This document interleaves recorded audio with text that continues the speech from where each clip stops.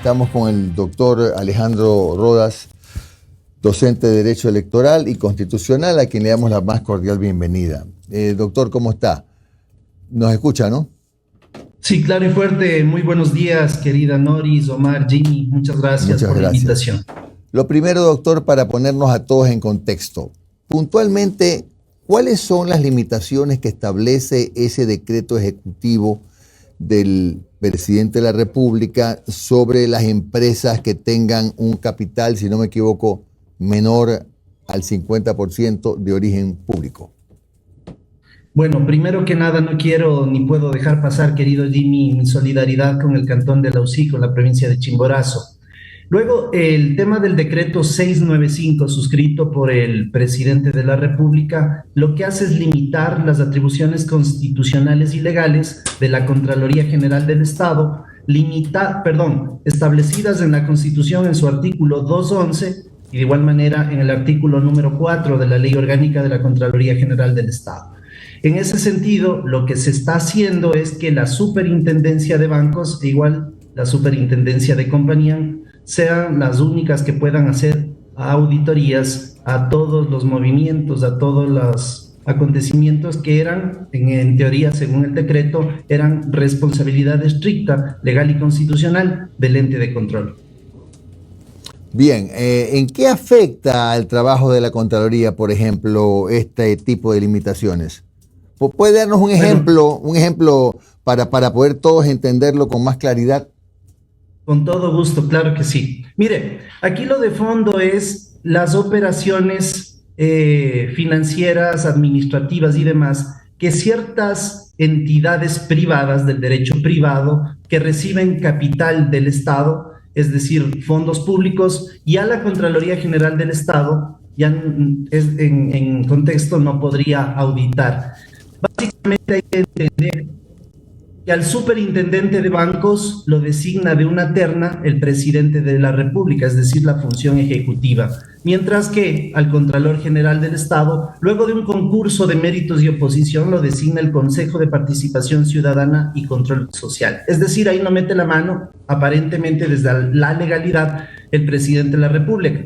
Primer momento, la autonomía se rompe con la independencia de funciones. Sabemos muy bien que existen 5 funciones legalmente instituidas según la Carta Constitucional del año 2008. Y en ese contexto, por ejemplo, la venta del Banco del Pacífico, en el actual contexto, las operaciones administrativas, las operaciones financieras, los negocios, si se quiere. Bien sabemos que, para hacer un paréntesis, el Banco del Pacífico tiene recursos públicos, pese a que muchos tarjetavientes, usuarios, cuentaahorristas tenemos ahí, y se podría entender que es una operación privada, pero no es así.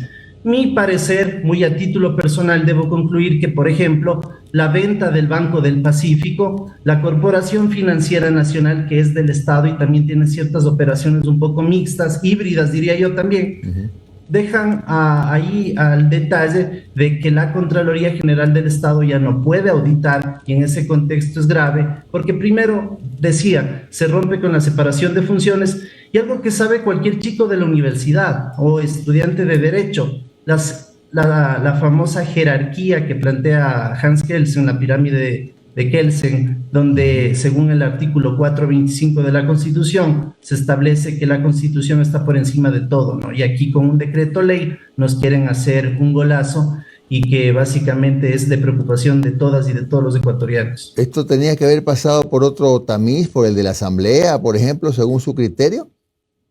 No, claro, pero mire, aquí el problema no es lo que se está haciendo desde el Ejecutivo solamente, sino la pasividad con la que ha actuado sobre los temas de la Ley Orgánica de la Contraloría General del Estado, la Asamblea. La asambleísta Moreira, que va a estar a continuación mía, revisen por favor el arquetipo legal. La Ley Orgánica de la Contraloría General del Estado en la actualidad no es compatible a la Constitución desde hace muchos años, desde que está vigente la Carta Magna, y fundamentalmente los procesos de la Contraloría deben tender a la modernización. ¿Y qué quiero decir con eso? Por ejemplo, una reforma que deberían trabajar los legisladores es que los exámenes especiales no sean posterior cuando ya está consumado el delito, deben ser un ente asesor como manda la ley, como manda la Constitución, y en ese sentido pronunciarse, hacer exámenes especiales antes de que hayan los saqueos, antes de que haya la corruptela tan venida, a menos en los últimos años. Yo creo que ese tipo de reformas no se han trabajado, ha habido la pugna, está existiendo permanente la pugna de a qué Contralor ayudamos, y que eso significativamente ha complicado el rol de la Contraloría General del Estado. Yo le escuchaba a Omar, no existe credibilidad de ninguna entidad estatal. Pregunten a quién le crea la Contraloría General del Estado. Entonces, seguirle restando funciones de manera ilegal y antitécnica, creo que desdice de la función ejecutiva en este caso. Doctor, antes de darle paso a Omar y a Noris, quisiera que me saque a mí de una curiosidad. ¿Cómo se ejerce, qué control ejerce la Contraloría sobre las fundaciones?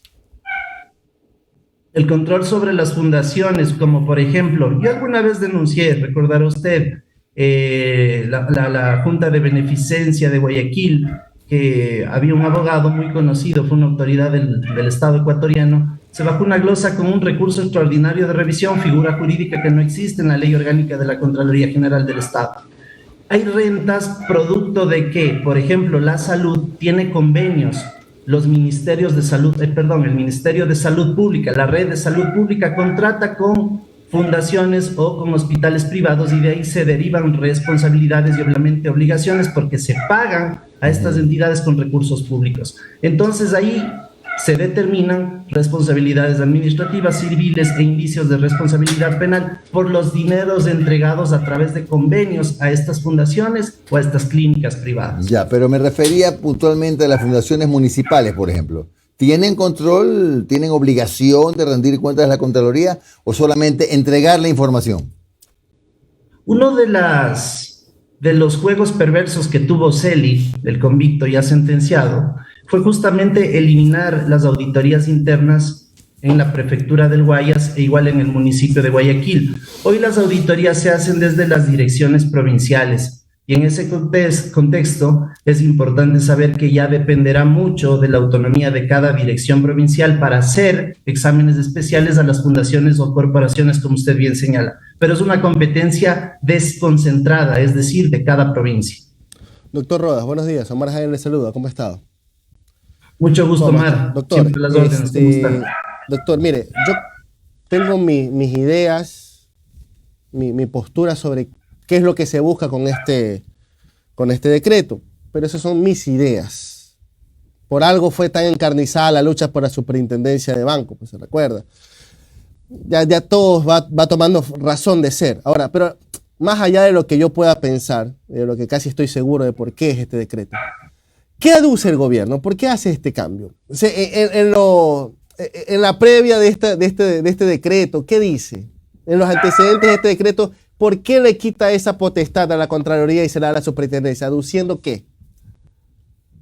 Bueno, oficialmente, querido Omar y país, yo no he escuchado, he dado seguimiento al tema desde la promulgación de este decreto ley y no hay un argumento jurídico solvente, un argumento técnico que ponga a la gente tranquila. Yo coincido con usted, Omar, más allá de que la pugna de la superintendencia de bancos es una cosa que lo hemos seguido meses atrás, primero con Ulloa, luego con este nuevo consejo transitorio de suplentes, definitivamente nos deja preocupadísimos porque no hay un argumento solvente desde el Ejecutivo para modificar. Yo creo que hay una confusión desde la comprensión de muchos actores privados que no saben del manejo de la cosa pública y quiero ser bien pensado. Me parece que el señor Lasso está muy mal asesorado, me parece que no comprenden que la dinámica de la Contraloría demuestra autonomía porque es parte de una función de transparencia y control social, que en ese contexto la metida de mano, la falta de independencia y de respeto a las funciones está en flagrante evidencia. Entonces, pensaría yo que no hay un argumento sólido del Ejecutivo, sino lo que nos hace concluir que el señor presidente designa a través de una terna, es decir, una persona de su confianza, y cumple una solemnidad, el Consejo de Participación Ciudadana, que es avalar ese nombramiento. Nada más. El Contralor, que dicho sea de paso, yo por si acaso no soy candidato a Contralor ni a nada, entonces me permite hablar como ciudadano, que el Contralor o la Contralora General del Estado tienen la autonomía y además la legalidad, porque eso dice la Constitución en el artículo 211 y de igual manera en la Ley Orgánica de la Contraloría General del Estado en el artículo 4. No pueden restar de un tajo, no pueden pasarse por Kelsen, no pueden pasarse por la Constitución con un decreto ley como lo quiera hacer el presidente de la República. ¿Cuál es la salida? Plantear a la Corte Constitucional la ilegalidad y la inconstitucionalidad de este decreto. Ojalá alguien lo haga. Deberían hacerlo los asambleístas o yo pensaría también el Consejo de Participación Ciudadana y Control Social. O la propia Contraloría, ¿no? La propia Contraloría podría presentarlo, ¿no? A eso quería llegar. El propio Contralor, en un comunicado blando, solo dice que no han hecho operaciones de este tipo sobre los bienes, sobre los servicios y sobre todo sobre los recursos públicos que se entregan por parte de la función pública, valga la redundancia. En ese contexto, decir que puede existir un atropello a lo que yo señalaba al artículo 211 y al artículo 4 de la Contraloría, y de ahí no ha pasado a mayor cosa. Pero sí le quiero, Omar, y con el debido respeto a la audiencia, recordarles algo. Recordarán, valga decirlo así, que hubo un dictamen inventado por el Contralor Riofrío, designado desde una cárcel. Ese fue el acto sacramental para que el señor Guillermo Lasso, el presidente de la República, le apoye y se mantenga como Contralor, pese a que su nombramiento desde marzo del año anterior ya feneció. Entonces, esos son los favores políticos, porque esto es político que se están pagando entre unos y otros, y claro, el silencio del señor Riofrío o ese comunicado tan frío nos hace seguir dudando de la independencia de esta Contraloría, del ente de control respecto de la función ejecutiva. A ver, doctor, usted dice, bueno, que quiere pensar bien y que es mal asesorado y todo. Bueno, caramba, después de 22 meses yo ya en coincidencias no creo, ni en malas asesorías yo creo. Ahora, doctor, la última de mi parte le doy a Noris. Vamos a suponer de que todo es con buena fe, ¿no? Y ya, viene la superintendencia y acoge todo este control a todas estas entidades societarias, bancos y todo. ¿Está en capacidad, tiene personal capacitado como para realizar el trabajo de auditoría que normalmente realiza la Contraloría? Pero es que no tiene la capacidad, ni la propia Contraloría General del Estado se abastece con tanto trabajo que tiene. La gran mayoría de los exámenes especiales están caducando o precluyendo, están aprobándose después de los 180 días que determina la norma. Entonces, imagínese usted un ente tan chiquito como la Superintendencia de Bancos y que, dicho sea de paso, no saben de auditoría al nivel que lo hacen los técnicos de la Contraloría General del Estado con el debido respeto. Entonces, me parece que ese juego perverso obviamente es planificado. Dije, quiero ser bien pensado, pero casi siempre me ganan los hechos. De modo que aquí me parece que lo que está haciendo el gobierno central es bien pensado en función de tener un superintendente o una superintendente como traje a la medida para que avale, por ejemplo, repito, las operaciones hechas para la venta del Banco del Pacífico. Doctor Rodas, buenos días. Noris Arroyo le saluda. Doctor Rodas, ¿usted cree que estos anuncios o cambios que intentan dar en el tema de la Contraloría específicamente, en medio de un montón de noticias de actos de corrupción y noticias bochornosas para el país, sobre todo cuando se había dicho que no iba a suceder eso, tenga algo que ver? O sea, se están destapando un montón de actos de corrupción por todos lados y de pronto viene este tipo de decretos en una entidad que en teoría debe controlar.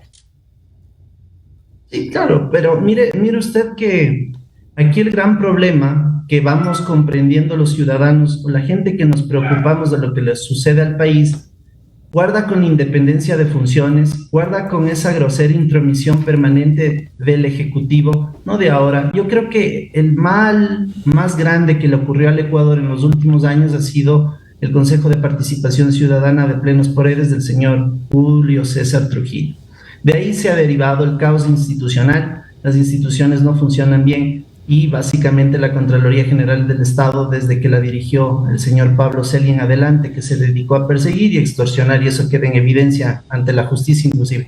Entonces, la reingeniería de la Contraloría pasa por una responsabilidad histórica de los legisladores, no solo de nombrar o cómo nombrar un Contralor a ausencia de, como lo hicieron hace meses atrás, sino fundamentalmente, por ejemplo, cuando la Contraloría hace exámenes posteriores, cuando la contratación pública ha sido ya vilipendiada, afectada, es definitivamente algo que debe pasarle a pensamiento y a reflexión a la Asamblea Nacional. Entonces, la ley orgánica de la Contraloría ya no es funcional. Años atrás, nadie lo ha tocado de esa manera. ¿Por qué? Porque no son técnicos, porque son políticos, y los políticos simplemente dan órdenes y se deben cumplir. Mientras que la parte técnica y operativa de la Contraloría han hecho, por ejemplo, el remover a todas las direcciones de auditoría interna. Eso fue una obra de Celi, como ya lo dije, y de igual manera la independencia de los auditores internos y la solvencia de los auditores internos que sacaron con el decreto 813 años atrás. Ok, doctor Rodas, ¿y de esa reingeniería de la Contraloría de la que usted menciona, por dónde debería iniciar en estos momentos?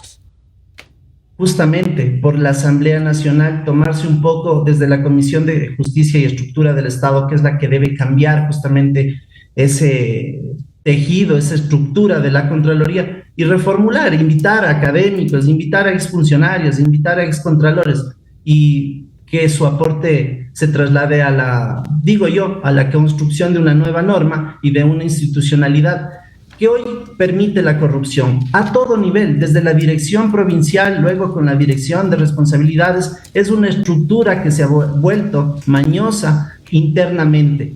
No ha cambiado nada porque todo se mantiene estático. Los mismos funcionarios del señor Celi siguen siendo autoridades.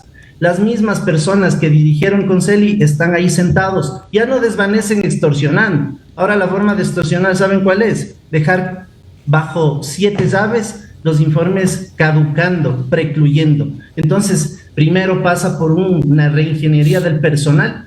Ojalá la persona, la o el contralor, escuche un poco las personas que ya más adelante, nos guste o no, va a haber un nuevo contralor o contralora, y definitivamente que debe reingresar mucha gente de la que técnicamente sabía de auditoría gubernamental. Doctor Rodas, dale. No, o sea, es súper corto. Lo que le quiero preguntar es para los que nos escuchan, que puedan entender en un minuto qué realmente significa este decreto que ha puesto el presidente Lasso en la Contraloría. Sí, claro, romper con la independencia de funciones, no respetar la jerarquía de la Constitución, un principio elemental que está en el artículo 425 de la Constitución, y poner a una persona que él designa a título personal por ser alguien de su confianza dentro de una terna, que en este caso es la designación del superintendente de bancos, versus lo que significa ser un contralor. Tenemos un contralor que le hizo gala al señor Lasso protegiéndolo de las cuentas de offshore denominadas Pandora Papers. Eso no nos debemos olvidar. Y finalmente, decir que el contralor que ahora está vigente con un comunicado tibio dijo: no vamos a permitir que haya intromisión de conformidad con el artículo 211 y la ley orgánica en su artículo de la Contraloría en su artículo número 4.